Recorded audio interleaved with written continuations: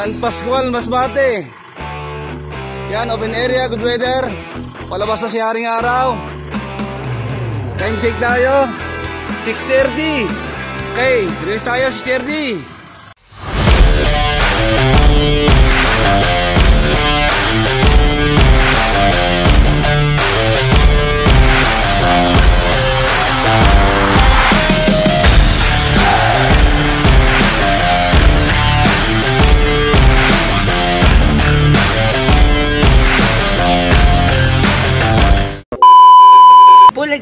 Hi guys, welcome back to Queen Bee TV. So this is my channel, my vlog. Kahit wala pa akong energy, pasensya na. Ayan. For today's vlog, ayan, halo-halo na. This is the day.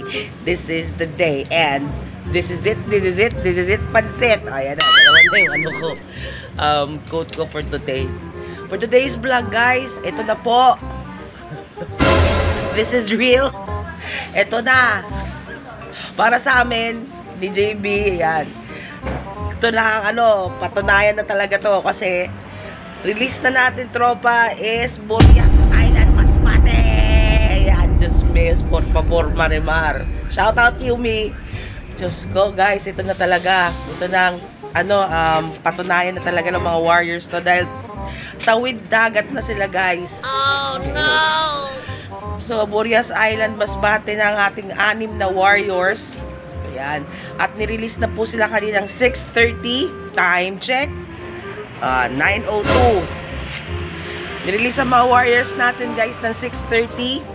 At bago ko syempre ituloy itong vlog na to, tropa, pakisubscribe naman ang aking YouTube channel. Don't forget to hit the subscribe button dyan sa baba. And of course, notification bell para lagi kayong updated sa aking mga uploads and premieres. Okay? And don't forget to also follow me on Facebook. Ayan. Maraming salamat. Bago ko sa inyo ibigay ang lahat-lahat ng info, ipapasok ko muna ang aking intro. Kaya intro, pasok!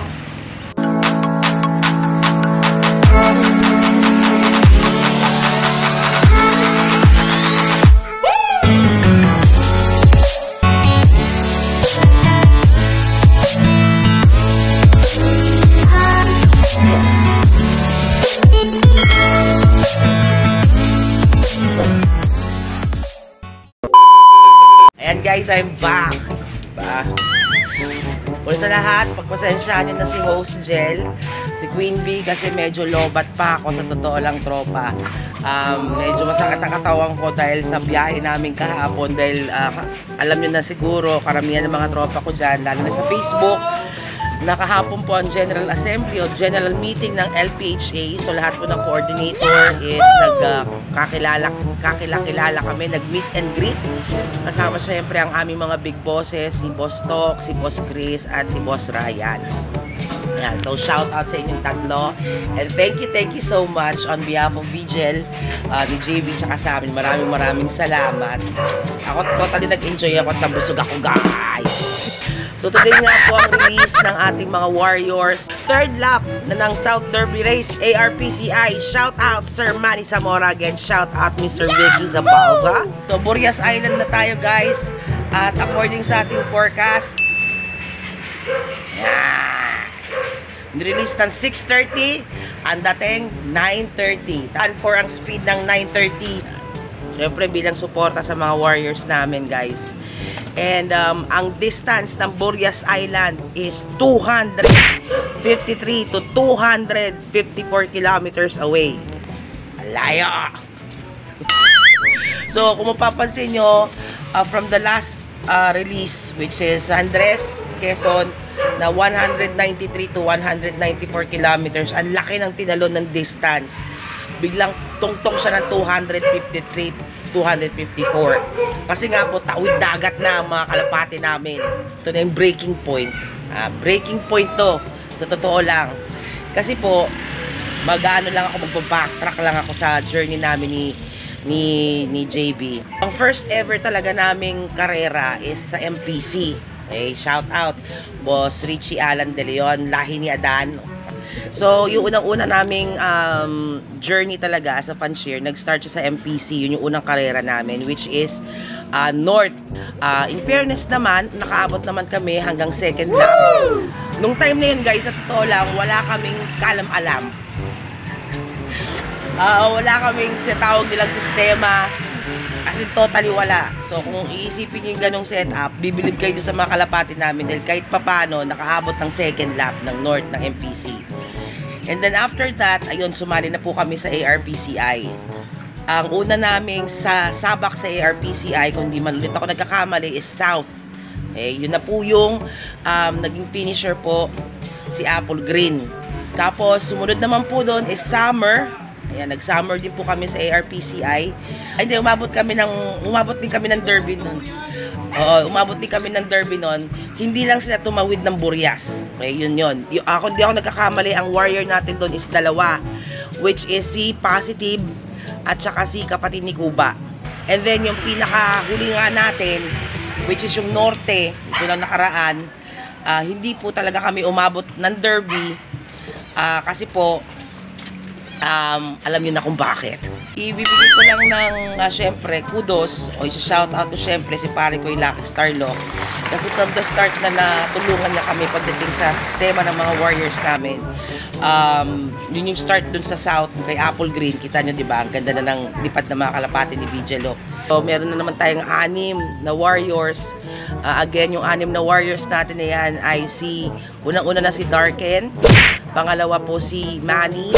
Andyan din si Batik, sa ating Young Bird. Andyan po si Kinis, andyan si Terminator Bullets, at syempre andyan si PB. Okay. So ito na yung aming pinaka-breaking point. Tignan natin kung gagana ang ating sistema this time sa mga south natin. Kasi disclaimer lang guys, heads up lang. Hindi ibig sabihin na gumana yung sistema mo before is gagana rin siya ngayon. Hoping talaga na gumana. Kasi kumbaga sa tao, hindi mo pwedeng sabihin na gumana kay Petra, gagana kay Pedro. Okay? So hoping. Kaya nga sabi ni Boss Macho, shout out kay James Palma, ang pagkakalapate, it's a learning process. Sa journey mo na yan, marami kang matututunan. Okay? So it's up to you kung paano mo siya i-apply. I'll be back. Guys, I'm back. So, time check. Kasalukuyan po ay 10:11. So, ang 10:11 is nasa 1:1 na lang po ang speed hanggang 10:20. So, medyo umupo na po ako dahil nga po masakit ang katawan at ulo ko. So, congratulations sa lahat ng mga kalapatid sa nag-clock na. As of the moment, 25 na po ang nagka-clock. Mix na po yun. Pero, syempre, unang nag-clock talaga according sa MABSI na lumabas is si Sir Luigi, congratulations. Ayan. So, as of the moment, 1-1 po ang speed, wala pa kaming kalapate. So, gusto ko lang ipakita sa inyo kung gaano kahirap ang pinagdaanan ng mga warriors namin. Okay, so, Thursday night, niload po sila. And Thursday night niload. Dahil nga po, Friday, MWF lang ang schedule ng barko papuntang Masbate. Kaya Thursday night pa lang, niload na sila. Siyempre, Friday morning, ayan, pinakain na po sila. Pinakain na sila ni Presmani, pinainom ng tubig. And then, come Friday, ayan po, sinampa na sila ng barko. Kita-kita nyo yung mga truck na sinampa ng barko. Tapos Sabado, kung di man ako nagkakamali, dumating na sila ng Burias. Siyempre, pinakain ulit sila. Ngayon, kaya sinabing survivor na talaga kasi po, hindi lahat ng kalapati nga kahit tumawid ng tubig. At yung ganong stress na pinagdaanan ng mga kalapati, hindi po biro. Imagine Thursday night, Thursday, Friday, Saturday night, nasa crates lang sila. So, yung stress na dulot nun, plus yung fact ng pakain lang sa kanila is once. Tapos, ganun kalayo inilipad nila, hindi po biro. Kaya, kumbaga, survival of the fittest na ang mangyayari ngayon. So, kumbaga, patas ng labanan. So, walang newbie, walang veteranong pan-share. Sistemahan ng labanan plus yung mga warriors. So, sinasabi ko naman sa inyo, tropa, kung alam nyo, gaya na sasabi ko kay B, kung alam nyo na you've done your part as a pan-share, pinaramdam nyo sa kanila ng ang-alaga, binigay nyo naman ng lahat, kagaya ng ginagawa ko ngayon, chill lang. Kasi sila na ngayon ang kakana niyan. Hayaan nyo na silang kakana. Kung hindi sila bumalik, kung hindi sila mag-clock, kung hindi sila umuwi, isa lang ibig sabihin yan. Hindi sa, kung alam niyo naman sa sarili niyo na ginawa niyo ng lahat, di ba? Gagaya ng mga steps na sinishare ko sa sharing is caring, ginawa niyo naman lahat. Tapos wala pa rin nangyari. Don't put your blame on yourself. Kasi you've done your part eh. Sila naman na ngayon ang kailangan magbalik ng mga ginawa niyo. Ganun lang kasimple yun. Kaya hindi kagaya dati na umiiyak-iyak ako. Ganyan-ganyan. So, syempre kasama pa rin ang dasal. Kasi kailangan din natin ng gabay at swerte at the same time. So, kung may mag-clock, kung may umuwi, yun, perfect yung ginawa mo. And binabalik lang ng kalapate yung mga pagmamahal na binigay mo. So, I'll be back guys pag meron na kaming kalapate galing Burias. A few moments later.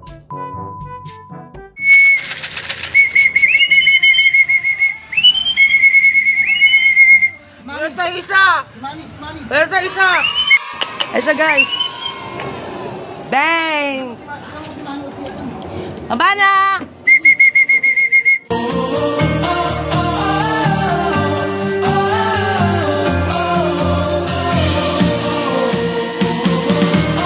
Baba na! Pasok! Si Kinis, B! Si Kinis! B! Yan na! Papasok na! Yan na! Guys, I'm back. Meron na po kaming isa galing Burias Island, Masbate. Kanina si Kinis po. Ayan, so nasa 1,070 pa po yung speed niya.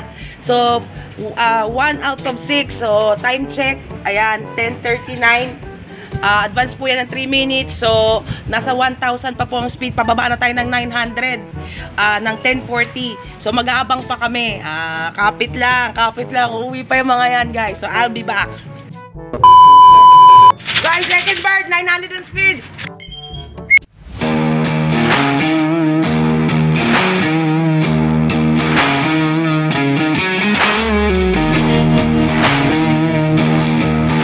Guys, si Buluts, pasok na Bulut!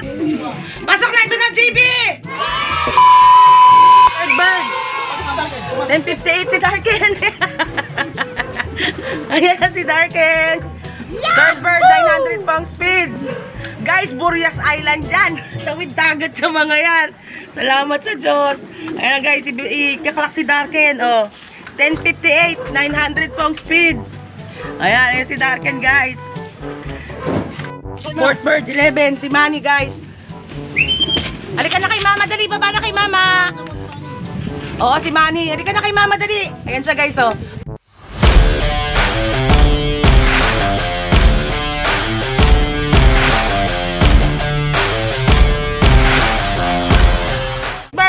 Manny, pasok!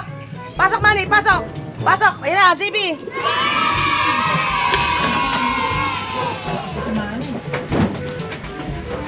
Ayan guys, fourth bird. 900 pa rin ang speed niya, no? 11 na, 11. 900 ang speed. Ayan guys, we're back. Medyo wala na yung panginginig ko. Kanina talaga hindi ako makapag-video, nanginginig yung kamay ko. Ayan, time check. Kung makikita nyo, 11:12. Advance yan tropa ng 3 minutes. So, pababa na lang po tayo ng 800 ang speed. Ayan, dalawa na lang po ang kulang natin. So, ano lang tayo, recap. Unang dumating si Kinis, 1,000 speed. Sinundan ni Terminator Bullets na 900 po yung speed. Pagkatapos po ni Terminator Bullets, si Darken. Ayan, 900 din po ang speed. At ang huling dumating, as of the moment, I see Manny, 900 pa rin po yung speed. So ngayon, pababa na tayo ng 800. Dalawa na lang kulang. Yung mga Grisel, si PB, at saka si Batek. So I'll be back guys, pag kumpleto na tayo. Ayan guys, fifth bird, 11:34, 800 po ang speed. Pasok na, pasok! Pasok na, PB! Pasok! Pasok po! Pasok! Ayan guys, si PB. Nanonood ako ng live ni Press Richie Alan eh. Nanonood ako ng live eh, kaya hindi ko nakuha yung pagbaba eh. Fifth bird guys, si PB. Shout out, Sir Peter Paul Blanco. Yan ang kalapati mo. Tawid, Burias Island yan. Much later. Hindi pa pala kayo nakasubscribe sa aking YouTube channel, please to subscribe to Queen Bee TV, and aking logo. And of course, don't forget to hit the notification bell para lagi kayong updated sa aking mga uploads at sa aking mga premieres. Yes! Mayroon pansin yung aking muscles. See the muscles, Rupulo? And of course, if you enjoyed watching this video, first ever tawid dagat ng aking mga South Warriors, for me, tagumpay. Andito sila lahat. 5 out of 6, 5 is nag-clock. Diba? Kalahin mo. Maliit man akong lock, pero pinapakita ko lang sa inyo na pag inalagaan nyo talaga yung mga kalapati ninyo, pinakita nyo yung pagmamahal nyo sa kanila, ibabalik nila yan sa inyo, guys. Promise. If you enjoyed watching this video, please give this video a like, give it a thumbs up, and also have time to share it para maka-inspire tayo sa mga newbie pan-share / mga lady pan-shares out there. So, hanggang dito na lang ako, guys. See you on the 4th lap. 4th lap! 4th lap! 4th lap. Hindi ko alam kung saan. Basta 4th lap na tayo, tropa. 4 out of 7. Ayan. Hopefully, kayanin pa nila, guys. Pero syempre, aalagaan sila ni Mama Queen Bee para matapos nila yung karera. See you on our next vlog, guys, kasama aking mga South Warriors. Bye-bye!